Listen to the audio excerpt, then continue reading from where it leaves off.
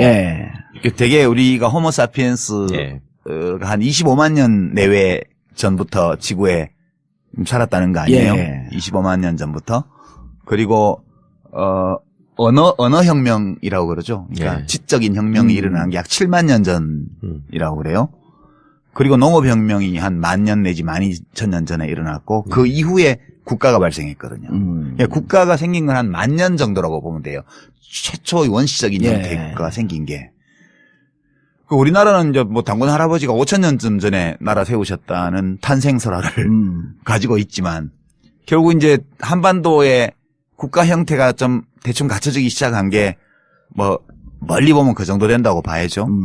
그리고 나서 그때까지는 각각 따로따로 존재하던 문명들이 지금 근대에 들어와서 다 엉기게 되잖아요, 서로. 이게 우리나라가 보면 이승만 대통령 때는 반공, 북진통일 이거였어요. 그렇죠. 그게 안보국가예요, 안보국가 이게. 치안국가 또는 안보국가고 그 당시 민주당이 만들었던 경제발전 5개년 계획 이런 거, 또 관료들이 만들었던 경제발전 산업화 계획 이런 거를 이승만 대통령이 다 거부해서 공산당이 하는 거라고. 국가가 주도적으로 뭘 하는 거는 공산당 하는 거라고. 그러니까 이 박정희 대통령은 이승만 대통령과 달라요. 이승만 대통령은 이 국민들을 잘 먹고 잘 살게 해주는 일에 관심이 없었어. 그리고 입으로만 북진 통일을 외치고 전쟁 준비는 하나도 못하고 이제 그런 정부였고. 뭐에 관심이 있었어요? 자기가 잘 먹고 잘 사는 거. 그렇지. 자기 권력에만 관심이 있었지. 그 사람은 또 그런 이념적으로 볼 때 그런 국가가 나서서 뭘 하는 거를 반대하는 입장이었어요. 박정희 대통령은 기본적으로 쿠데타를 하고 권력을 탈취하고 나서 그 쿠데타의 명분을 부국강병에서 찾았어요. 그러니까 잘 먹고 잘 살게 해줄게. 이 잘 먹고 잘 살게 해주면 내가 이렇게 쿠데타를 한 것도 정당해질 수 있어. 이렇게 믿고 자기 자신의 정치적 정통성, 정당성 문제를 산업화에 걸었던 거예요. 그러니까 이승만 정권 때 만들어졌던 안보국가의 토대 위에서 그 반공 이런 거 그대로 유지를 하면서 그 위에 발전국가를 붙인 거예요. 자본주의 발전국가를. 그래서 이제 민주당 정부 4.19 후에 그 당시 윤보선 대통령 이제 있던 그 장면 총리 그 내각에서 만들었던 경제발전 5개년 계획이 국무회의를 통과한 게 5.16 전날이에요. 그렇다고. 들었습니다. 그리고 나서 경제개발 5개년 계획이 그 박정희 게 아니었었네요, 그러면. 원래는 유엔 기구에서 한국 전쟁을 겪었기 때문에 이 나라를 어떻게 부흥시킬 것인가를 고민하면서 이제 유럽 마샬 플랜이나 뭐 혹은 다른 제3세계 빈곤국가를 지원하는 프로그램을 참고해서 한국 정부에 권고안을 줬어요. 최초의 계획을.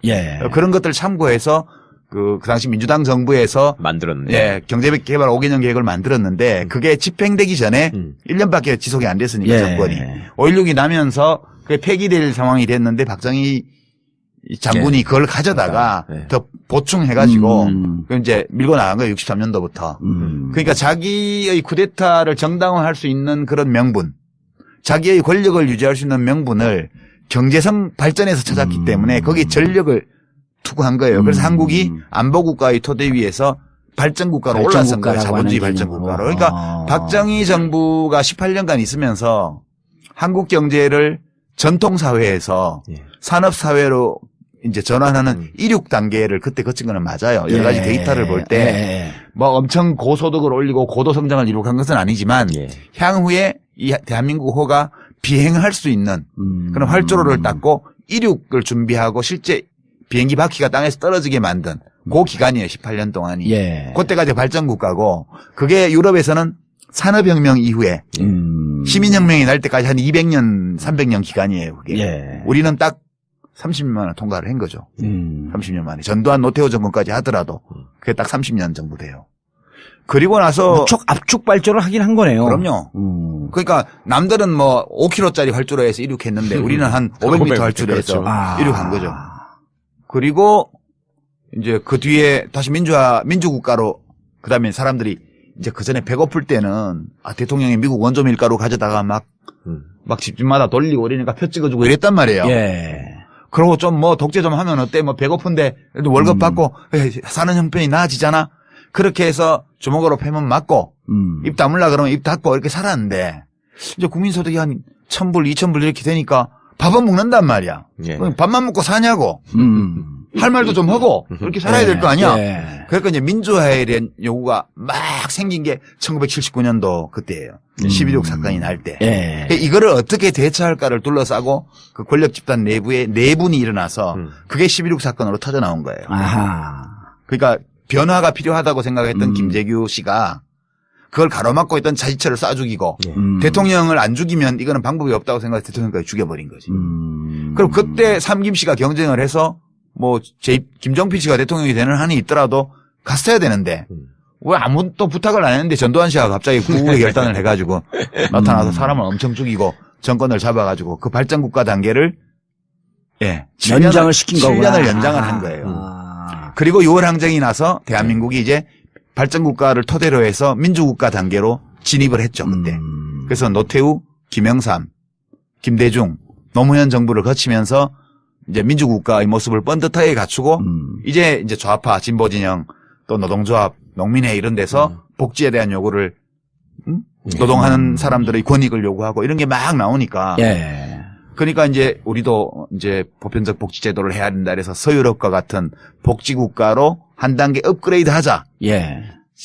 그러고 있다가 지금 역정권 교체가 일어나서 9년 동안 지금 다시 토목건설의 시대로 그러니까 안보국 자본주의 발전국가의 시대로 간 게 이명박 정권 때고 거기서 한 단계 더 내려가서 안보국가의 단계로 간 게 박근혜 정권 때고 이 퇴행이 이루어진 거죠. 그러면 이제 79년에 그 권력 내부에서의 갈등 이렇게 말씀하셨단 말이에요. 그러면은 70년대 이른바 이제 그 학생운동을 중심으로 한 민청학년 그다음 그 내부에서 끊임없이 국민들 내부에서 민주화에 대한 요구가 있었던 거 그럼 어떻게 설명을 해야 돼요? 그거는 일부 사람들이 요구한 거지. 일부 사람들이. 그러니까 대중들은 그게 옳다는 건 알지만 지금 그것을 받아들여서 위험을 감수하고 나서기에는 아직 사는 형편이 너무 어려웠던 거예요. 그리고 정보도 부족하고 먹고 살기도 바쁘고. 그러니까 책도 많이 읽고 외신도 보고 뭐 똑똑한 청년들이 한 거지 그거를. 그때까지만 해도 그게 일반 시민들하고 결합이 안 됐다가 이제 1979년 10월에 부마 항쟁 때 이게 확 불이 붙잖아요. 부산 마산 김영삼 총재를 탄압한 거 제명한 것 때문에 이게 빌미가 돼서 부산 마산 지역에서 이제 학생들의 시위가 시민들의 시위로 확산되는 양상을 보이는 거죠. 그게 이제 우리나라에서 대중적인 민주화 운동이 시작됐다는 거를 이제 보여준 거죠. 거기서 볼 수 있는 거예요. 그리고 이제 그 다음에 80년 광주항쟁은 또 어떻게 봐요 그러면? 그거는 그때 이제 부마항쟁 같은 걸 전국에서 다 하기로 약속해 놓고 딴 데는 못 하고 광주의 대학생들만 그 데모를 하고 시민들이 합세를 하고 이렇게 해서 광주만 고립된 거죠 그때. 광주만 고립이 돼서 결국은 민주국가로 이행을 못 하고 이제 진압을 당하고 모욕을 당하고 핍박을 당하고 이러면서 대한민국은 다시 7년 동안 자본주의 발전국가, 안보국가 여기 묶여 있었던 거예요. 그리고 이제 80년대 민주화 운동은 어떻게 하면 이 광주 민중항쟁을 한 지역의 항쟁이 아니라 전국의 항쟁, 전국의 주요 대도시의 이 동시다발적인 도시봉기로 이걸 확장시킬 것인가. 이거를 우리가 7년 내내 고민하면서 연습하고 훈련하고 시도하고 이런 끝에 1987년도에 광주 민주화 운동의 전국 확장판이 벌어진 게 6월 항쟁인 거죠. 그 6월 항쟁의 힘으로 한국이 비로소 이제 민주국가 단계로 진입을 했고 그다음에 다시 그런 발전국가 안보국가로 퇴행하는 걸 막기 위해서 김영삼 대통령이 하나회를 숙청해버린 거지. 정치 군인들의 쿠데타 위험을 제거해버린 거죠. 그러면서 되게 우리가 호모사피엔스 한 25만 년 내외 전부터 지구에 살았다는 거 아니에요? 25만 년 전부터. 그리고 언어혁명이라고 그러죠. 그러니까 지적인 혁명이 일어난 게 약 7만 년 전이라고 그래요. 그리고 농업혁명이 한 10,000년 내지 12,000년 전에 일어났고 그 이후에 국가가 발생했거든요. 그러니까 국가가 생긴 건 한 10,000년 정도라고 보면 돼요. 최초의 원시적인 형태의 국가가 생긴 게. 우리나라는 이제 뭐 당군 할아버지가 5,000년쯤 전에 나라 세우셨다는 탄생설화를 가지고 있지만 결국 이제 한반도의 국가 형태가 좀 대충 갖춰지기 시작한 게 뭐 멀리 보면 그 정도 된다고 봐야죠. 그리고 나서 그때까지는 각각 따로따로 존재하던 문명들이 지금 근대에 들어와서 네. 다 엉기게 되잖아요, 서로. 예. 이게 우리나라가 보면 이승만 대통령 때는 반공, 북진 통일 이거였어요. 그렇죠. 그게 안보국가예요, 안보국가 이게. 치안국가 또는 안보국가고 네. 그 당시 민주당이 만들었던 경제발전 5개년 계획 이런 거, 또 관료들이 만들었던 경제발전 산업화 계획 이런 거를 이승만 대통령이 다 거부해서 공산당이 하는 거라고. 네. 국가가 주도적으로 뭘 하는 거는 공산당 하는 거라고. 어허. 그러니까 이게 박정희 대통령은 이승만 대통령과 달라요. 예. 이승만 대통령은 이 국민들을 잘 먹고 잘 살게 해주는 일에 관심이 없었어. 네. 그리고 입으로만 북진 통일을 외치고 전되기 전에 1년밖에 지속이 안 됐으니까 예. 정권이 5.16이 나면서 그게 폐기될 상황이 됐는데 박정희 장군이 네. 그걸 가져다가 네. 더 보충해가지고 그 이제 밀고 나간 거예요. 63년도부터. 그러니까 자기의 쿠데타를 정당화할 수 있는 그런 명분, 자기의 권력을 유지할 수 있는 명분을 경제성 발전에서 찾았기 때문에 거기 전력을 투구한 거예요. 그래서 한국이 안보국가의 토대 위에서 발전국가로 올라선 거예요. 자본주의 발전국가로. 그러니까 박정희 정부가 18년간 있으면서 한국 경제를 전통사회에서 예. 산업사회로 이제 전환하는 이륙 단계를 그때 거친 거는 맞아요. 여러 가지 데이터를 볼 때 뭐 엄청 고소득을 올리고 고도 성장을 이룩한 것은 아니지만 예. 향후에 이 대한민국 호가 비행할 수 있는 그런 활주로를 닦고 이륙을 준비하고 실제 비행기 바퀴가 땅에서 떨어지게 만든 그 기간이에요. 18년 동안이. 예. 그때까지 발전국가고 그게 유럽에서는 산업혁명 이후에 시민혁명이 날 때까지 한 200년, 300년 기간이에요. 그게. 예. 우리는 딱 30년 만에 통과를 한 거죠. 30년 만에. 전두환 노태우 정권까지 하더라도 그게 딱 30년 정도 돼요. 그리고 나서 무척 압축 발전을 하긴 한 거네요. 그럼요. 그러니까 남들은 뭐 5km짜리 활주로에서 이륙했는데 우리는 한 500m 활주로에서 그렇죠. 이륙한 거죠. 그리고 이제 그 뒤에 다시 민주국가로 그다음에 사람들이 이제 그 전에 배고플 때는 대통령이 미국 원조 밀가루 가져다가 막 집집마다 돌리고 이러니까 표 찍어주고 이랬단 말이에요. 예. 그러고 좀 뭐 독재 좀 하면 어때? 뭐 배고쟁 준비는 하나도 못하고 이제 그런 정부였고. 뭐에 관심이 있었어요? 자기가 잘 먹고 잘 사는 거. 그렇지. 자기 권력에만 네. 관심이 있었지. 그 사람은 또 그런 이념적으로 볼 때 그런 국가가 나서서 뭘 하는 거를 반대하는 입장이었어요. 네. 박정희 대통령은 기본적으로 쿠데타를 하고 권력을 탈취하고 나서 그 쿠데타의 명분을 부국강병에서 찾았어요. 그러니까 잘 먹고 잘 살게 해줄게. 예. 이 잘 먹고 잘 살게 해주면 내가 이렇게 쿠데타를 한 것도 정당해질 수 있어. 네. 이렇게 믿고 자기 자신의 정치적 정통성, 정당성 문제를 산업화에 걸었던 거예요. 그러니까 이승만 정권 때 만들어졌던 안보국가의 토대 위에서 그 반공 이런 예. 거 그대로 유지를 하면서 그 위에 발전국가를 붙인 거예요. 네. 자본주의 발전국가를. 그래서 이제 민주당 정부 4.19 후에 예. 그 당시 윤보선 대통령 이제 있던 예. 그 장면 총리 그 내각에서 만들었던 경제발전 5개년 계획이 국무회의를 통과한 게 5.16 전날이에요. 그렇다고. 예. 네. 들었습니다. 그리고 나서 경제개발 5개년 계획이 그 박정희 게 아니었었네요, 그러면. 예, 원래는 유엔 기구에서 예. 한국 거고. 전쟁을 겪었기 때문에 이 나라를 어떻게 부흥시킬 것인가를 고민하면서 예.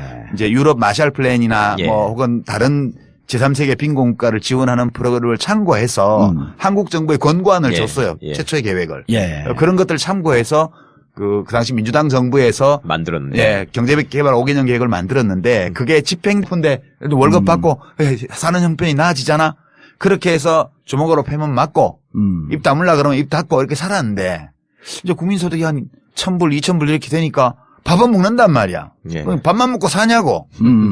할 말도 좀 하고 그렇게 살아야 될 거 아니야. 예. 그러니까 이제 민주화에 대한 요구가 막 생긴 게 1979년도 그때예요. 11.6 사건이 날 때. 예. 이거를 어떻게 대처할까를 둘러싸고 그 권력 집단 내부에 내분이 일어나서 그게 11.6 사건으로 터져 나온 거예요. 아하.